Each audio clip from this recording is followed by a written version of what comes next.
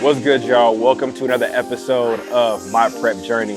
And this is peak week, okay? That means I'm 5 days out from my first bodybuilding competition, and we're about to hit the last workout of prep.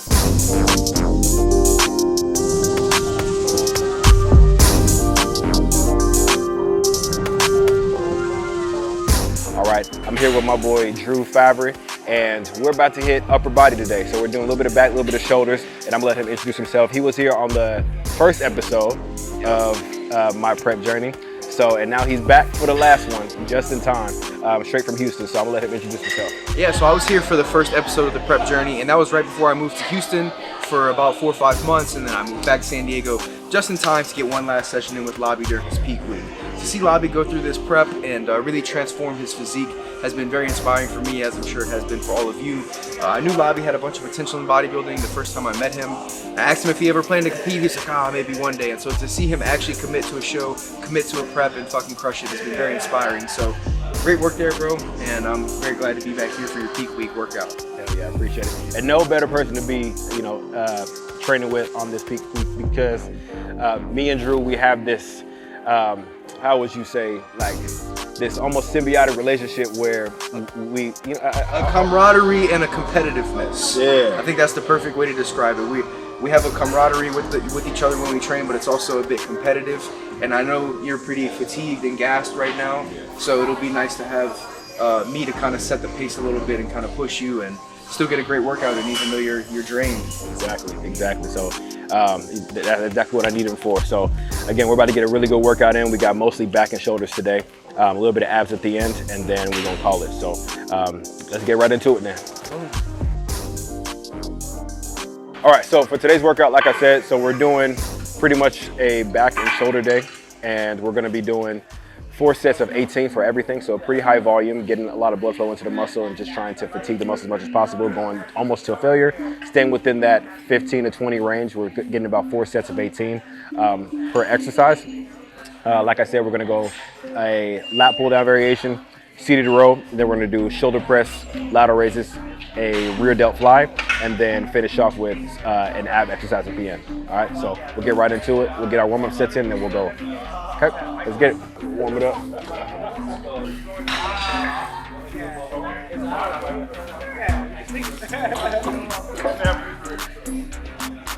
So rather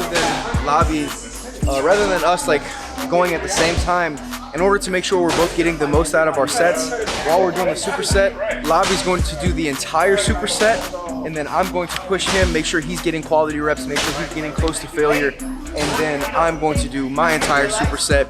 This way we can push each other, because if we were to just go back and forth, we wouldn't be able to really motivate each other and help each other, push past the pain. So that's how we're going to approach it. Exactly that.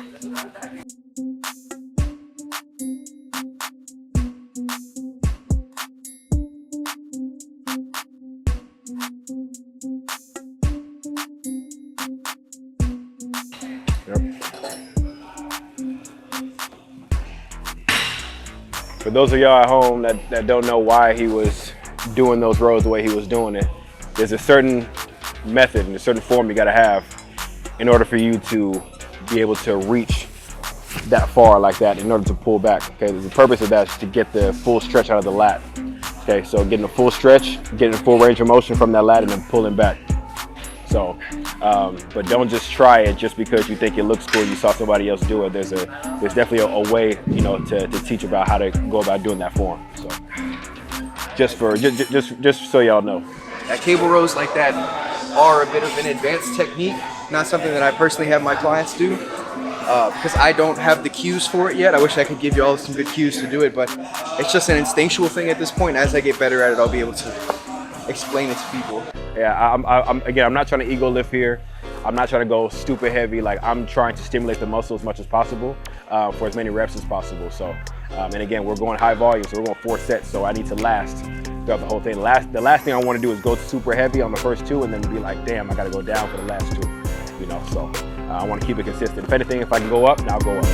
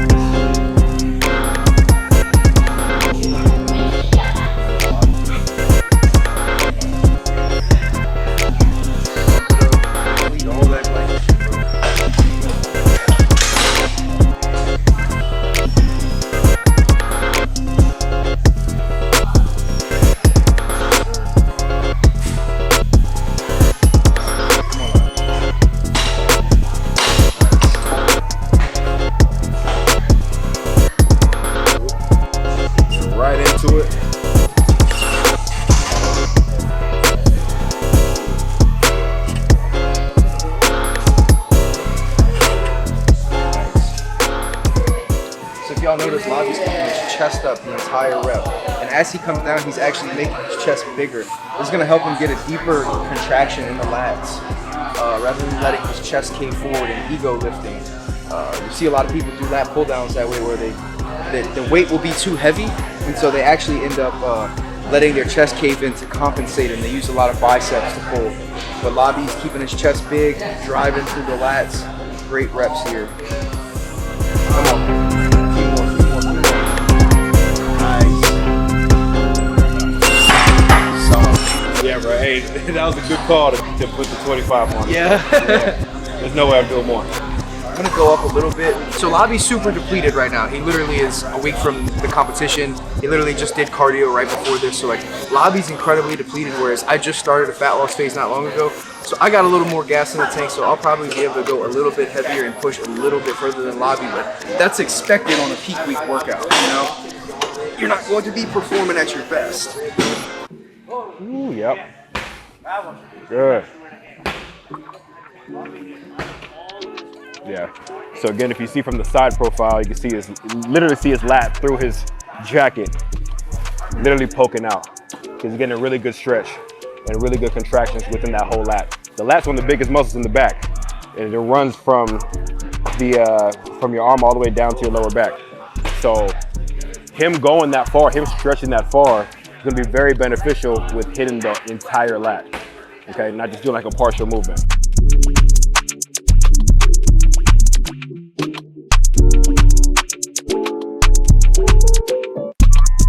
That's just surprisingly heavy though, right? It is. Yeah. No, it really is, especially with this grip. Yeah. It's heavy. And after 20 reps of cable row. Right. So we're gonna take like a little minute here. What got you into fitness? What got you into like bodybuilding specifically? Okay, so I'll give a quick fitness, and then I'm more in my like overall fitness journey right now than bodybuilding. Fitness, basically my pops was into fitness. He rode bikes, did marathons, all that stuff, and so I wanted to be like my dad, right? And so sports in high school, middle school got me lifting, and then after high school I needed some sort of competitive drive, so I did my first bodybuilding competition, won the men's physique division, and I was kind of hooked from there. A few years later I got injured in my upper body, actually my left lat. Did an endurance competition, I did a duathlon, and then a triathlon, and then now I'm just like balancing all of it. Bodybuilding is still the main priority. It's like my main training stimulus, but I do other things as well. Jiu-jitsu, running, boxing. I'm overall fitness right now, but bodybuilding will always be my heart and soul. And at the end of the day, if my physique isn't where I want it to be, jiu-jitsu, running, all that shit can get kicked to the curb, because this is what I love the most. Hell yeah, I love that. And that's dope. And the reason why I asked that is because, just him being an overall athlete, that's something that I see myself as well, something that I'm trying to get more into, right? I mean, I've always been into bodybuilding and fitness and just working out in general, trying to build as much muscle as possible. But at the same time, right, I mean, I grew up playing soccer, football, track. I'm really big into sprinting. I used to love sprinting. I'm trying to get back into it now, but, I've been kind of low-key scared just because of, so many hamstring injuries and strains and whatnot. So just trying to get over that fear now and learning proper running mechanics in order to, negate any of those fears of me, straining my hamstring again. So, and as well as combat training too. I mean, he does jiu-jitsu and boxing and, other combat sports. And, I think that might be the next move for me once, I take a break from actual competing with bodybuilding. So. Yeah, and one thing to say with that too, you can get started on your second over. It's about time. If you want to be the best bodybuilder that you can be, you want to build the most muscle, burn the most body fat, actually do well in competition, you can't have those extracurriculars in fitness. You can't have jiu-jitsu, you can't have running. If you want to be the absolute best bodybuilder you can be, you have to dedicate yourself to the gym and to recovery. So it's always a give and take, right? I think Bobby's in his bodybuilding era right now, and you'll see when he takes off the pump cover. It's fucking worth it.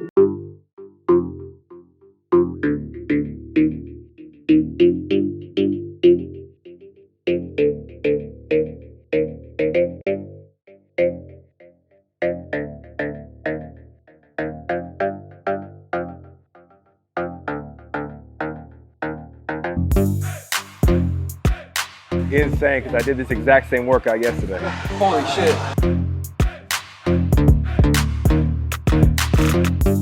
Animal shit, man. Beast mode. Let's go.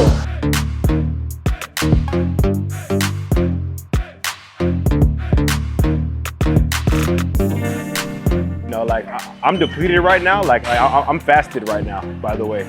So I mean, it's 9:41 a.m. I woke up at 5 a.m. and all I've drank was water. So I haven't eaten yet. I checked in with my coach, and he told me not to eat until he sees me later on today during my posing session with him. So he's like, yeah, like that's perfect. Like I want you to train, do cardio, you know, fasted and depleted. I'm like, all right, fuck it. I'm getting through it right now. Like my heart rate's starting to go up now, so I'm starting to get a little bit more energy right now. But it's just cool doing all this volume because, you know, after a while it starts to feel good. Would I be able to do a phase 1 workout right now? Fuck no. Yeah, no way. All right, set number 3.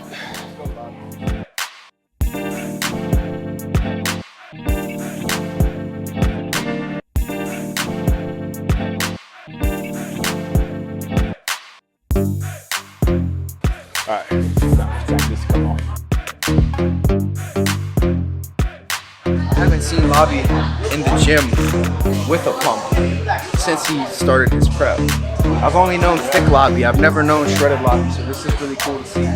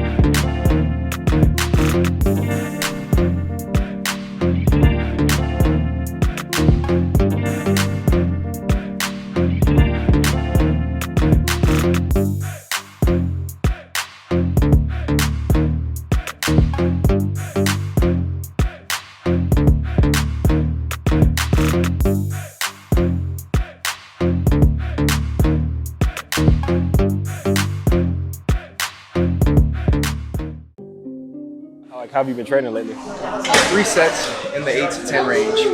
So like everything for me is a little less volume, heavier. Yeah. So this is also a stretch for me in regards to volume, Yeah. especially supersetting them like this. I'm pumped up. Yeah, that's like how it was for phase 2 for me. Phase 2 was like 3 sets of 8 to 10, but you had like a drop set or a rest pause at the end.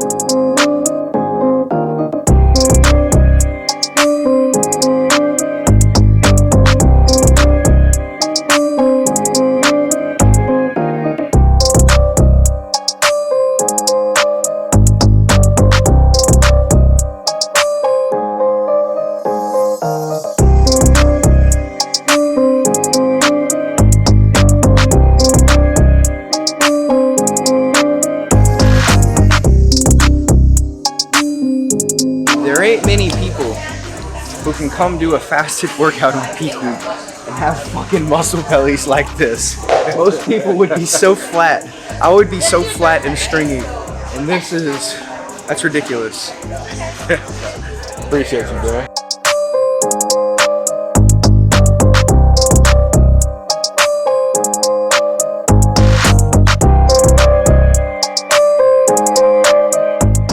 So if you guys notice, I've moved these in every set.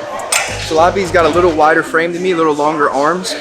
So if I was to leave them where Labi puts them, I'd end up doing more of like a scap pull. Like my elbows would be tucking in too much. So I pull them in so I can drive the elbows down and back. And if you watch Labi, he's driving them down and back. It's just one of those things when you have a different frame than somebody you're using a machine, don't be afraid to tweak it a little bit to fit your body better.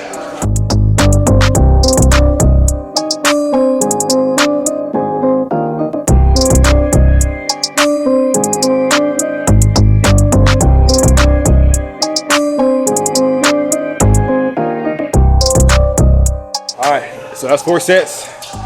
4 sets of about 18, right? So that 15 to 20 reps.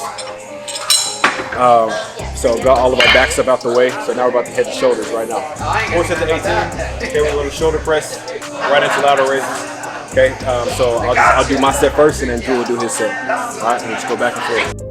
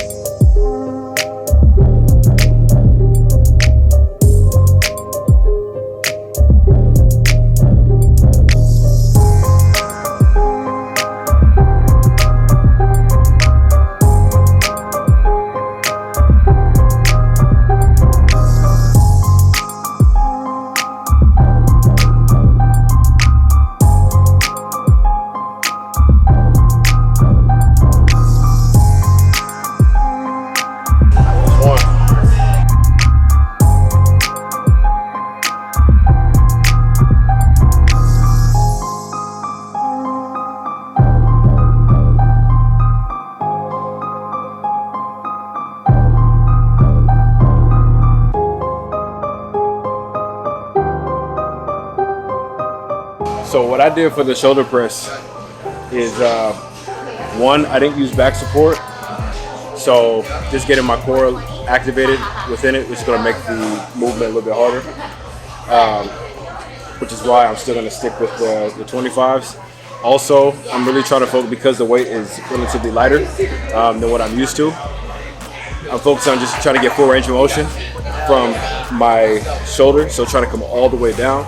And then as I press all the way up, I want to go as high up as I can, right, to really get that delt to really fully contract, and then almost bring it towards the middle, and then pull all the way down. So I definitely felt that, you know, going full range of motion, definitely killing my delts right now, I will say. So I'm gonna stick with 25s for sure. No reason for you to go heavier. Yeah.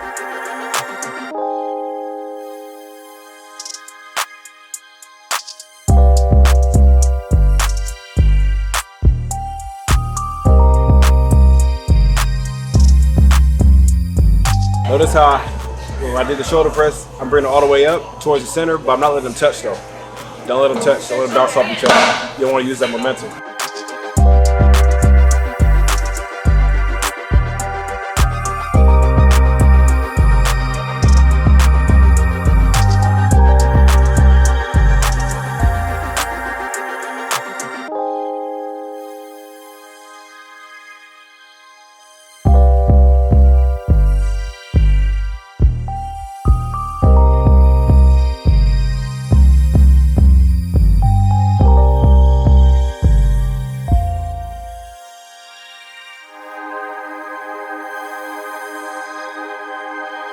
Notice too, when he did those shoulder presses, even though the weight was still probably relatively lighter for him, since we're doing so many reps, he took the tempo approach though. So again, with bodybuilding or with building muscle, you can make anything hard. It ain't gotta be hella heavy. So what he did was he just slowed the tempo down a little bit just to make it a little bit more difficult. And really focus on that full range of motion.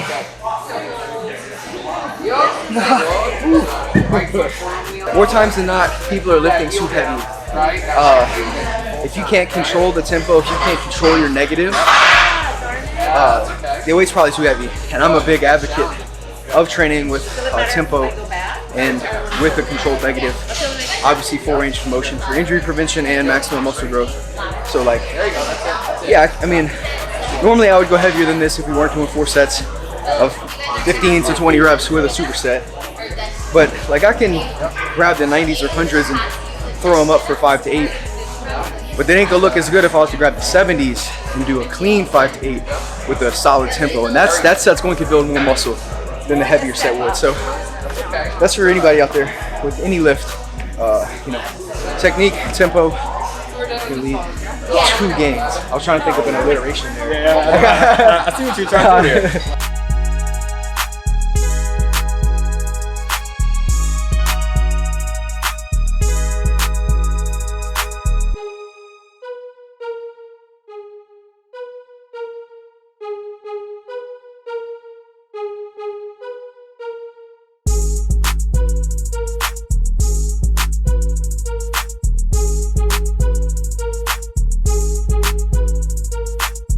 Really starting to hurt now. Especially just going right into it. A lot of races kill, man.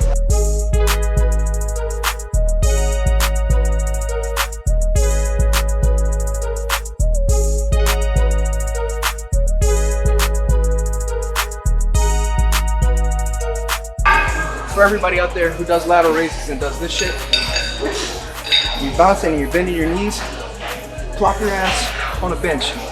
You'll prevent yourself from cheating, right? So it's essentially the same thing, but I don't have the momentum from my feet. So, boom. If you can't do it like this, drop the weight. That's it.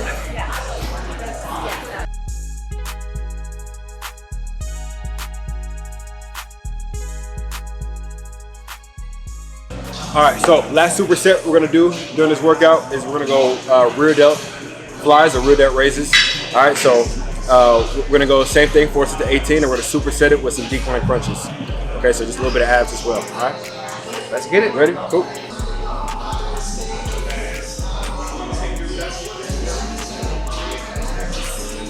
Notice how he's leading with the elbows, not the weight. His elbows driving up to the ceiling. His chest is flat facing the ground. He's keeping his chin tucked. And you can see the rear delt just popping. 15 pounds. I'm probably even going to do 12 and a half.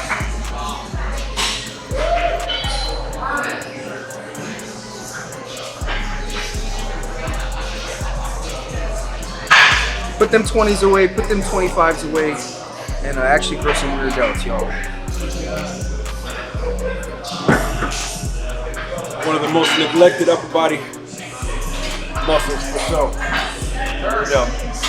Underdeveloped rear delts, for one, don't look good when you're hitting your back poses or just standing from behind, and then two, from the side as well, it doesn't look as good. And three, you're gonna develop injuries. If your front delts, your chest are all overdeveloped, you're gonna start to punch forward, and it's gonna lead to a bunch of injuries.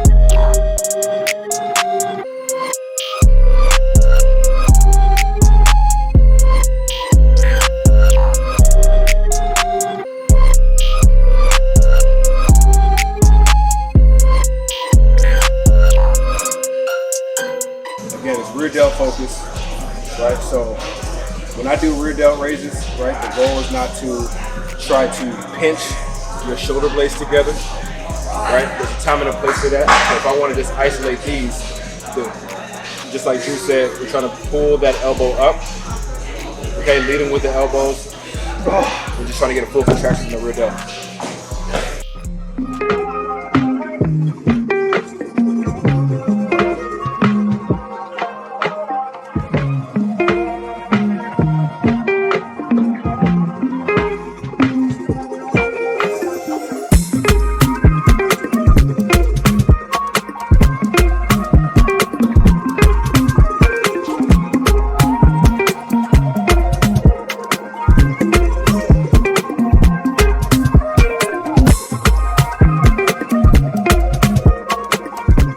What would you say to those who have what we call gym intimidation? More hesitant about getting into the gym, right? Who get like anxiety almost from going to the gym because they might, because they feel like they're getting people's way. I've heard from clients, they feel like they're getting people's way, or like, they don't have the same intensity as they do. Yeah, I have some tactical advice for you guys and some philosophical advice.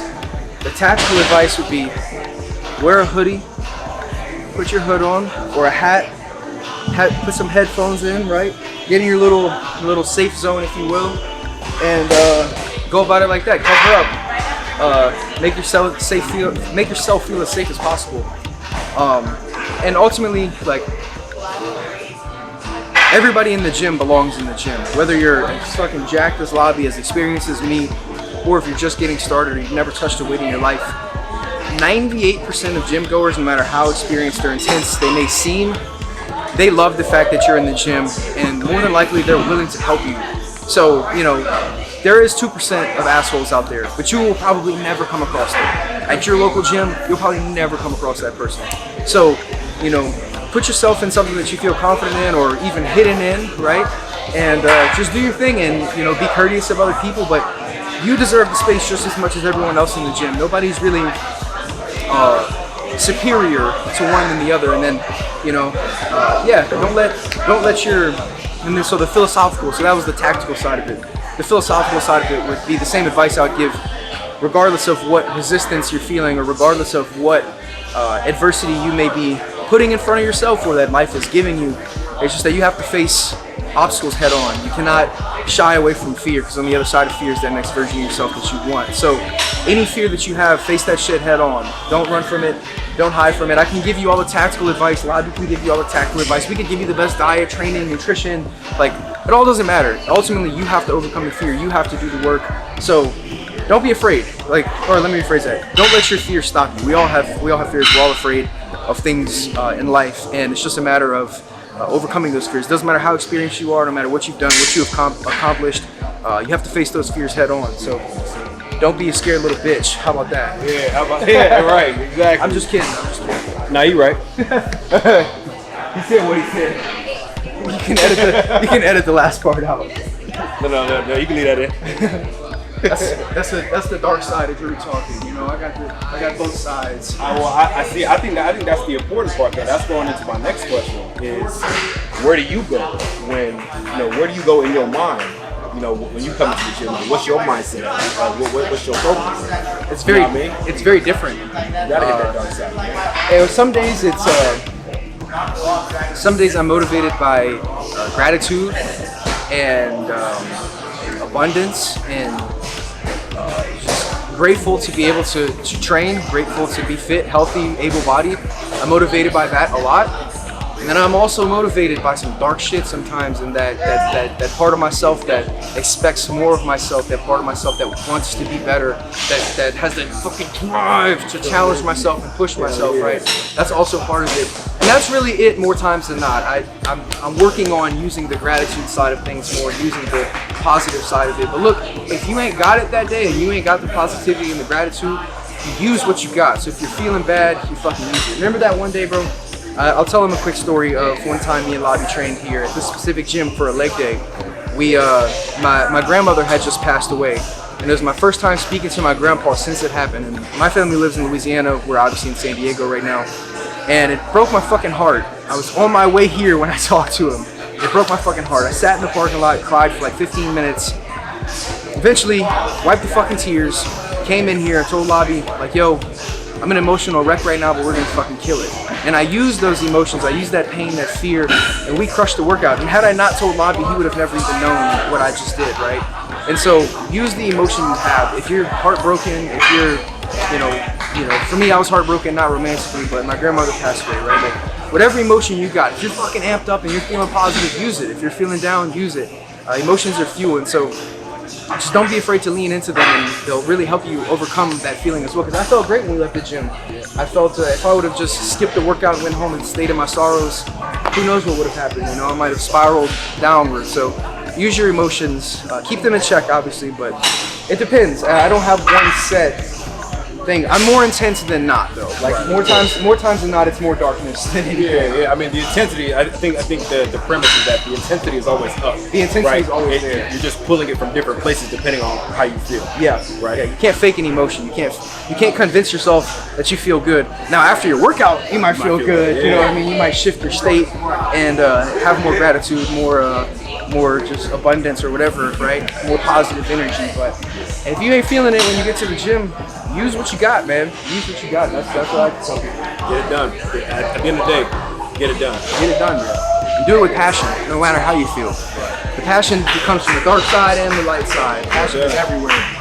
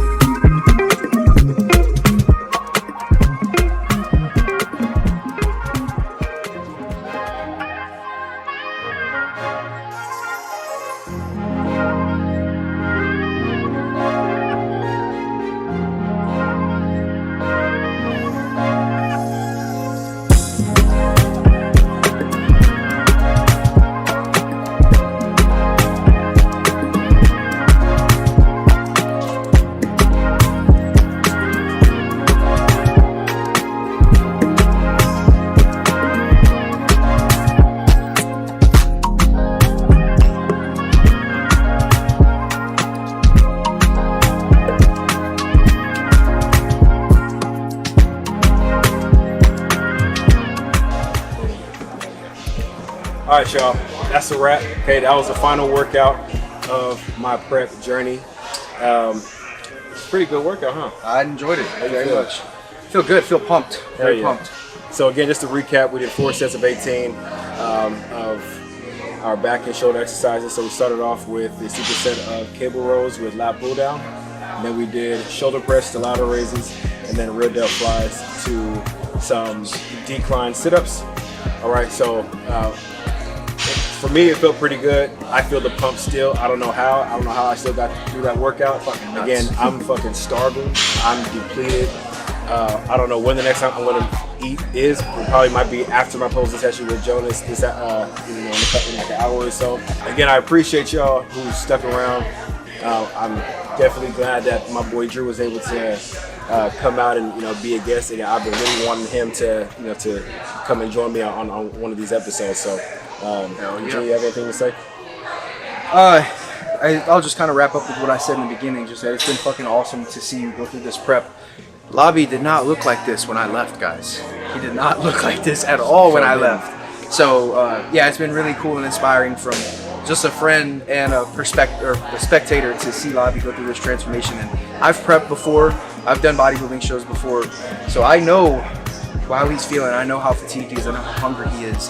And to see him still smiling, still staying positive through all of it is really motivating and inspiring for me. So final message for everyone out there, if you have a goal, whether it's fitness, career, relationship, whatever it may be, if you have a goal, fucking go after it. Make no excuses for yourself and just do everything in your power to make it happen, because if you get that goal, stack it on another one, another one, another one, and before you know it, your life is dramatically changed. So, Lobby, again, thank you for having me, bro. Yeah, thank you for being here, man.